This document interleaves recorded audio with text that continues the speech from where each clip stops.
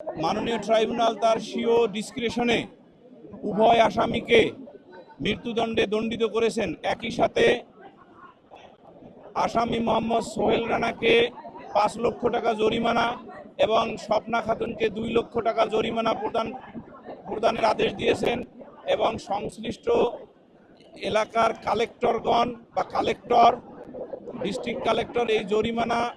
আদায় করে ভিকটিম রামিসার বৈধ ওয়ারিসদের নিকট প্রদান করবেন সেই আদেশও দিয়েছেন। এবং আদালত তার ফাইন্ডিংসে ক্লিয়ারলি বলেছেন যে ডাক্তার তার সাক্ষ্যে অর্থাৎ অটোপসি রিপোর্ট তিনি দিয়েছেন, সেই অটোপসি রিপোর্টে ডাক্তার ক্লিয়ারলি উল্লেখ করেছেন যে